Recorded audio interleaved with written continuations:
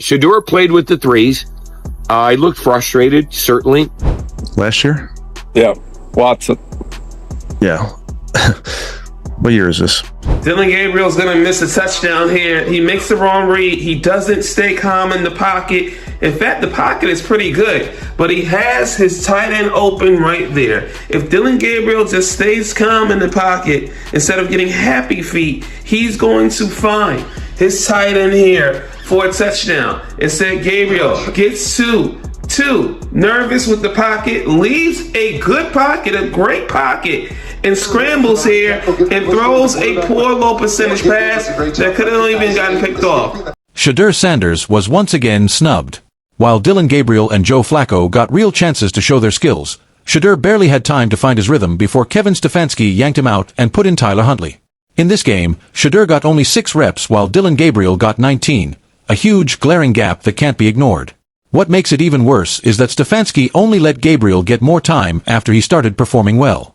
For Shadur, this last preseason game became yet another wasted chance. But the real story goes way beyond the stats. Joe Flacco started hot, proving his experience still counts with a sharp 90% completion rate. Then Dillon Gabriel stepped in, and at first glance, he seemed ready to steal the show. He came out strong, moving the ball and keeping the offense alive. But the hype didn't last long. One costly fumble erased what could have been a guaranteed touchdown. And just when it looked like momentum might swing, Dillon Gabriel almost threw an interception, saved only by his receiver's desperate dive.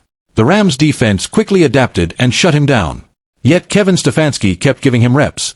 Here's the thing, those mistakes probably won't make the highlight reels, and the mainstream media will likely sweep them under the rug. But not here. We're breaking it all down. The highs, the slips, and what this really says about the quarterback battle going forward. 2 formation, and Dillon Gabriel picking a side, going to it quickly, being really decisive with a 2-minute drill. First and 10, Gabriel over Lauredan. And that is one of those balls that is... Dillon Gabriel's first big mistake came almost right away.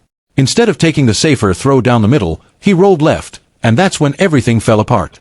With defenders closing in, his footing was off.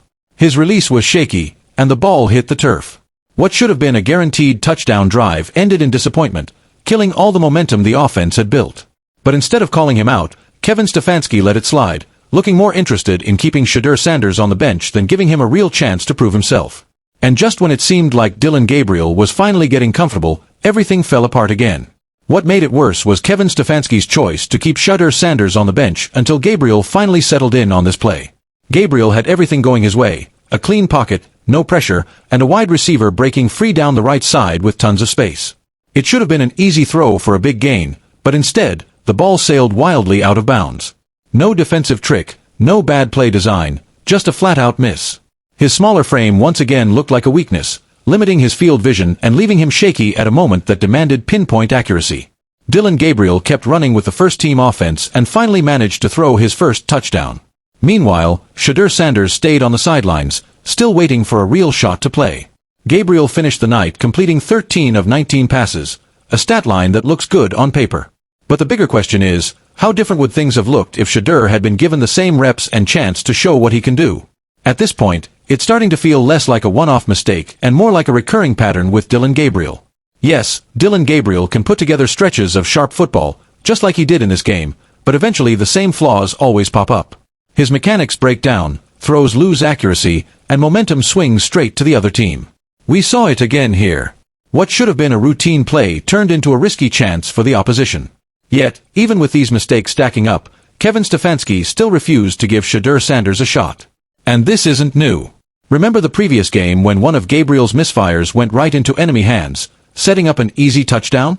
It's a cycle he hasn't fixed. Now, let's take a closer look at that sequence. Very good so far. And this one is picked off and going back the other way. Now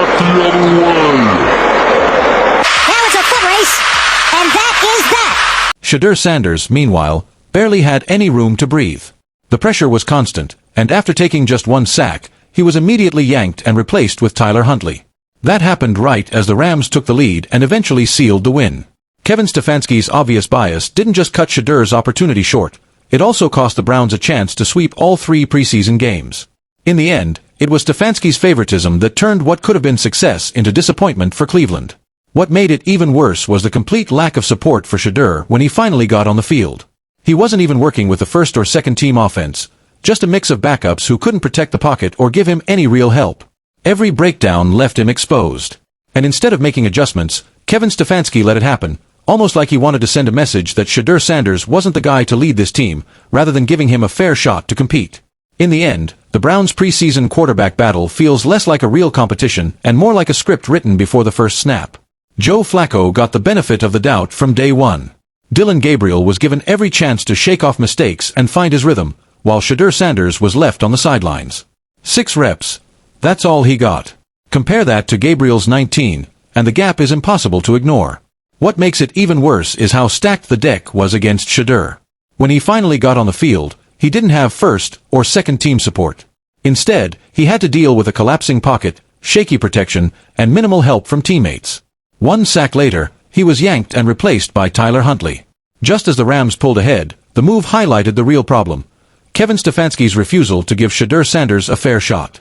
Meanwhile, Dillon Gabriel's mistakes, fumbles, near interceptions, and misfires were ignored, and he was allowed to play through them. Shedeur never got that luxury. Instead, the story being told makes him look unprepared or unfit, when the truth is he hasn't been given the stage to prove himself. Preseason is meant for evaluation, for giving young players the reps they need to grow. By that standard, the Browns failed both Shedeur and themselves. If Stefanski had set aside bias and given Sanders a real chance, Cleveland might have left the preseason with not just more wins, but a much clearer idea of their future. Instead, all that's left is controversy, frustration, and the feeling that a real opportunity was wasted, not because Shadur Sanders couldn't perform, but because he was never truly allowed to. What do you think about all this? Has Stefanski been unfair in how he's handled Shadur Sanders, or does the coach see something the rest of us don't? Should Dillon Gabriel's repeated mistakes have cost him reps, giving Shadur a real chance to show what he can do? And most importantly, if Sanders had been given equal opportunity, could the Browns have gone undefeated in the preseason? Share your thoughts in the comments. We want to hear your take on this quarterback battle. Subscribe now for all the latest updates on Shadur Sanders and the Browns quarterback battle. Don't miss a single moment.